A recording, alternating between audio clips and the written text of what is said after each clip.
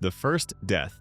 In 1963, in the quiet town of Haddonfield, Illinois, a shocking crime shatters Halloween night. 6-year-old Michael Myers brutally murders his older sister, Judith. Locked away in a psychiatric hospital, he becomes the patient of Dr. Samuel Loomis. 15 years later, on the eve of Halloween 1978, Michael escapes and returns to his hometown. Now an adult, Michael stalks babysitter Laurie Strode and her friend through a night of terror. The relentless hunt, with fear growing at every shadow and sound, leads to the moment when Dr. Loomis, knowing the danger Michael represents, rushes to save Laurie. Inside the Doyle house, the final and most important showdown happens.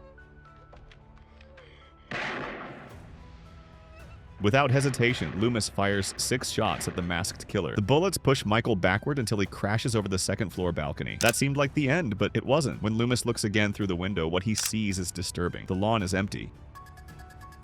Michael's body has vanished as if it had never been there. That death was only the beginning, because shortly after, Michael struck again, leading directly into the events of Halloween 2. The fire. What seemed like just another night of terror in Haddonfield hid an even darker truth. Laurie Strode wasn't just the unlucky babysitter who crossed the paths with Michael Myers. She was actually his younger sister. This revelation, made in Halloween 2, explains Michael's relentless pursuit. He wouldn't rest until the last tie to his family was gone. And so, Laurie's nightmare was far from over. Immediately after the fall from the balcony, Michael Myers reappears and follows Laurie to Haddonfield Memorial Hospital. While Dr. Loomis continues his desperate hunt, Michael begins a new massacre inside the hospital, turning the dark hallways into a death trap.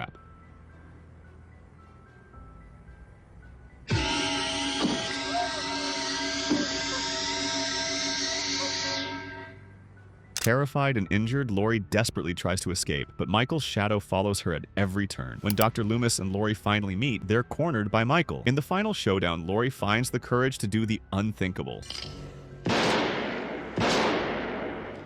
With the kind of precision that only happens in movies, she shoots Michael in both eyes. Blood runs down his mask and the killer is left momentarily blind. But even then, he keeps moving forward, guided only by his instinct to kill. That's when Dr. Loomis makes his most extreme choice.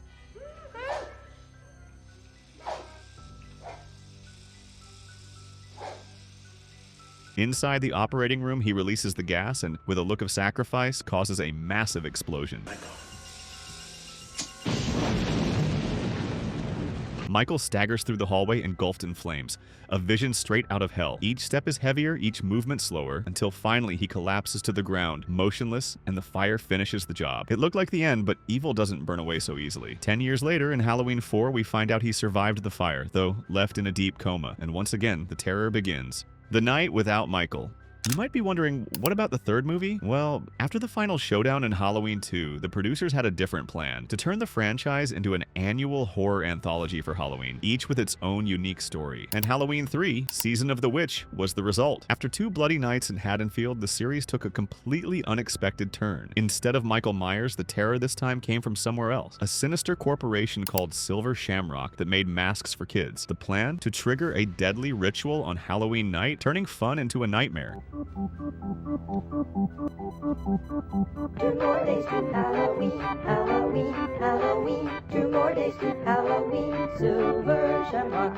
But this was just a standalone story with nothing to do with the events in Haddonfield, so we won't dig too deep into it. It wasn't until the next film that the masked killer returned to reclaim his throne of terror. The Return. After the financial disaster and cold reception of Halloween 3, the franchise needed to go back to its roots. Ignoring the previous film's plot, the producers decided to bring back the most iconic figure in horror, Michael Myers. In Halloween 4, we learn that Michael survived the 1981 fire, though he remained in a coma. When he's being transferred, he wakes up after hearing about his niece, Jamie Lloyd, the only living relative, and heads back to Haddonfield to continue his killing spree. The whole town becomes a battlefield, with armed locals trying to stop the evil that's returned to haunt them. Out of nowhere, Michael climbs onto the truck carrying his niece and wipes out all the men assigned to protect her.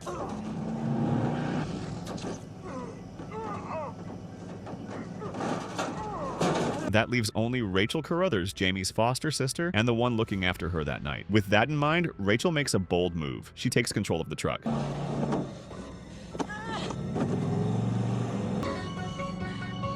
Suddenly, she slams the brakes, sending Michael flying.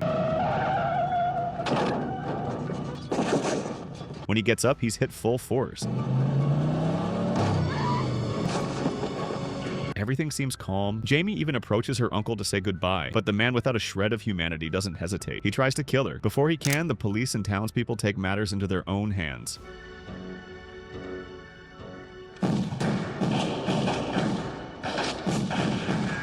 It looked like the end, but at the start of Halloween 5, we learn he escaped. Seriously? How is that even possible? The ambush. On the brink of death, Michael is found by a lone hermit, who nurses him back to health for a whole year after he crawls from the pit into a nearby stream. Then, the next Halloween, Michael wakes from his coma, kills his unlikely savior, and begins the hunt again. He returns to torment his niece, Jamie Lloyd, who's now mute and deeply traumatized. And remember Dr. Loomis's sacrifice in the second film? Well, at the end of Halloween 4, we see he also survived the explosion, though his face is scarred and his hand badly burned. So now in the fifth film, Loomis is no longer just the psychiatrist trying to contain evil. Obsessed with stopping Michael once and for all, he discovers Jamie has a psychic connection to her uncle,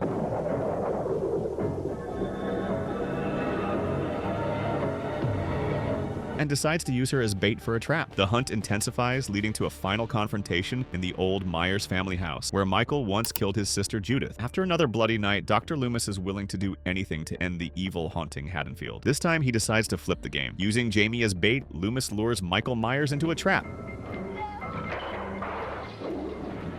Suddenly, a heavy metal net drops on the killer, pinning him down. Loomis doesn't hesitate. Fueled by rage, he attacks Michael with a wooden beam, strike after strike, until the creature finally seems to give in, knocking the masked figure to the ground, motionless. The police arrive and take Michael into custody. Evil finally behind bars, or at least that's what it looked like. At the very end of the film, a mystery appears. An enigmatic man in black storms Haddonfield's police station. In a sudden massacre, he kills every cop and blows up the cells. When the smoke clears, Michael's cell is empty. He's been freed. This bizarre twist sets the stage for the next movie, where the secrets behind that macabre rescue start to unfold. The final showdown. 6 years after the events of Halloween 5, Michael Myers is still on the loose, and his niece Jamie has been held captive by the cult of Thorn, a dark sect that believes Michael is the embodiment of an ancient curse. The cult forces Jamie to give birth to a baby, part of a twisted ritual to keep the curse alive. The baby's parentage is never made fully clear, but all signs point to Michael Myers himself being involved, making the story even sicker. Dr. Loomis, now older and disillusioned, returns to Haddonfield for one last attempt to end the curse that's haunted him for years. During the film, we discover that Michael is indeed controlled by an ancient curse that drives him to kill.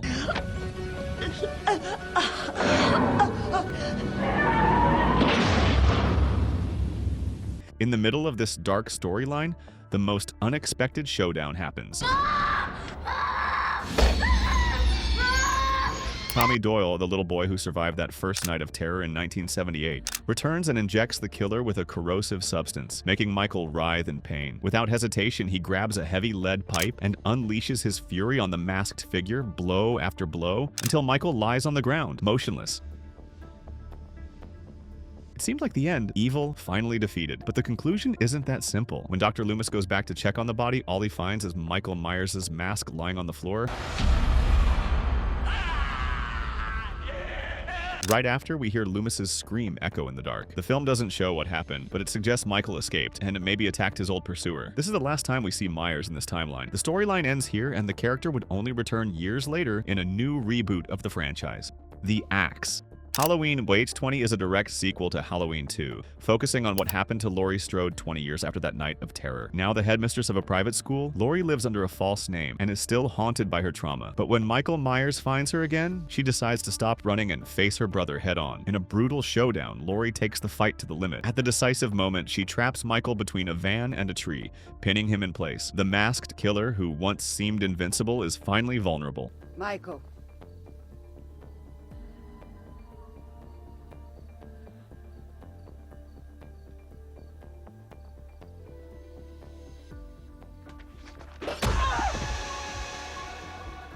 With one final strike, Laurie lifts the axe and decapitates him under the silent night sky. The most definitive, most satisfying, and most symbolic death in the whole franchise. Laurie had finally defeated the evil that haunted her for decades. At least that's what she thought. Because in the next film, we'd get a very controversial twist. The Fire.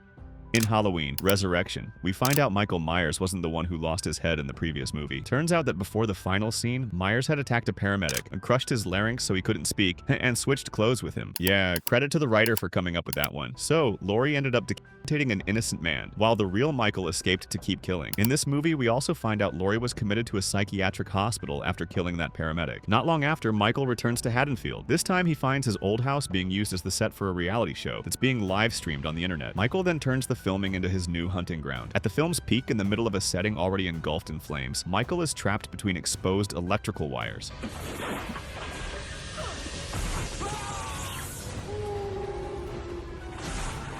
brutal surge of electricity ripped through his body, leaving him more vulnerable than ever. A massive explosion in the middle of the fire finishes the job, consuming him in flames. It looked like the final end, evil reduced to ashes. But as we know, Michael always comes back. In the final scene, his charred body is taken to the morgue. The coroner sets out his tools, ready to start the autopsy. But before the first cut, something chilling happens. Michael's eyes open, and just like that, the H20 timeline ends. No continuation, no explanation, just the certainty that once again, death wasn't enough to stop Michael Myers. When it seemed like the legend was finally over, the myth was reborn under a new and even more brutal vision. The headshot.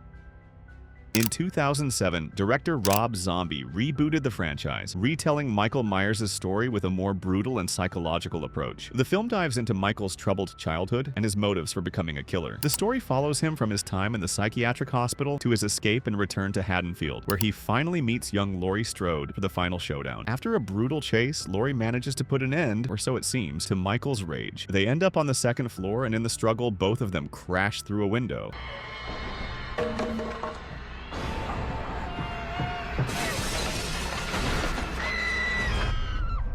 Still on the ground, Laurie grabs Dr. Loomis's gun and pulls the trigger several times point blank, but the gun jams. Before the worst happens, a shot is fired. And Michael appears to be dead. His breathing stops, his body goes still, and silence takes over the scene. But as we know, evil never dies so easily. Right at the beginning of Halloween 2, 2009, we discover the shot wasn't enough to finish him off. The end of Rob Zombie. Halloween 2 continues Rob Zombie's reboot, digging deeper into Laurie Strode's psychological trauma after the Night of Terror, while Dr. Loomis tries to cash in on his fame with a book. The bullet disfigured part of Michael's face, but it didn't stop him from rising again, so he returns even more monstrous, resuming his killings with greater brutality than ever, now driven by visions of his mother and his younger self. The violence is more graphic and extreme, culminating in two different endings that close this timeline for good. The final sequence of this film has two versions, and both mark the conclusion of Rob Zombie's timeline. In the theatrical version, after a bloody hunt, Michael Myers is finally brought down.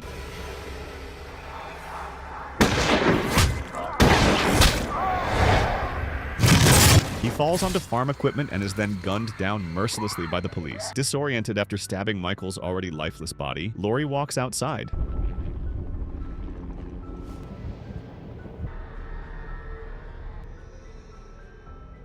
After that, she is committed to a psychiatric hospital. In the director's cut, the ending is even darker. Michael, for God in hell, die!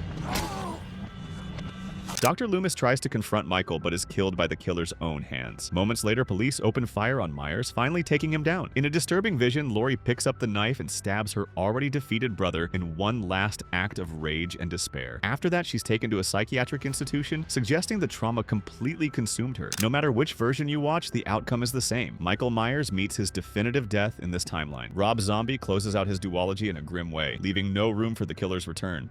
The Trap. Now, ignoring all the previous films except the original 1978 classic, Halloween 2018 resets the story and shows Laurie Strode still deeply traumatized 40 years after Michael Myers' first attack. She's isolated herself, turned her home into a fortress, and spent her entire life preparing for Michael's inevitable return. In the movie, he escapes from a psychiatric hospital and heads back to Haddonfield, giving Laurie the chance to finally put an end to her nightmare. She sets her revenge plan into motion, and along with her daughter Karen and granddaughter Allison, lures Michael into her house, which is really a carefully built trap.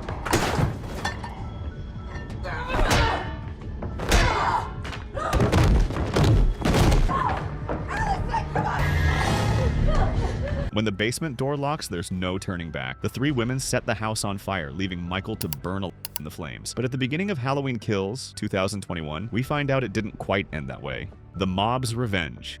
As the Strode family flees in desperation, a team of firefighters arrives to put out the fire and unknowingly frees Michael from the burning basement. After escaping the blaze, Michael launches into another brutal killing spree in Haddonfield. The town, already in panic, spirals into chaos when the residents band together, determined to hunt and kill Michael themselves. Led by Tommy Doyle, the little boy from the first movie, the mob decides evil can't be contained by the police, only destroyed. The mob unleashes decades of pent-up rage, striking with bats, knives, and bullets. It's Halloween. Everyone's entitled to one good scare.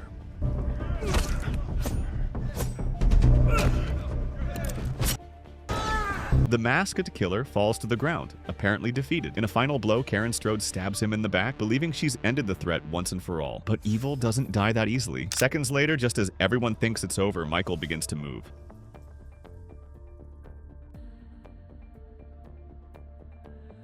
He rises, then slaughters each of his attackers one by one, leaving the ground soaked in blood. Without hurry, Myers returns to his childhood home and finds Karen, who is brutally murdered.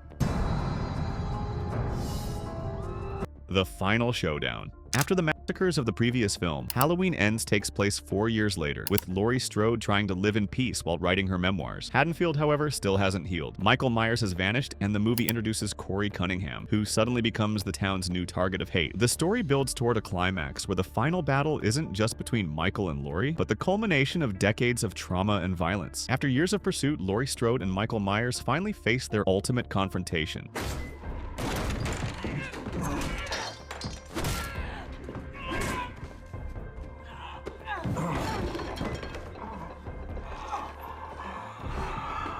Laurie manages to pin Michael down on the counter, driving knives through his hands. Without hesitation, she slits his throat, then his wrists, leaving him to bleed out slowly. But Laurie knows, for the evil that haunted her life, that's not enough. The entire town of Haddonfield comes together to witness the end. In a ritual-like procession, Michael's body is carried to a junkyard. There, in front of everyone, he's thrown into an industrial shredder.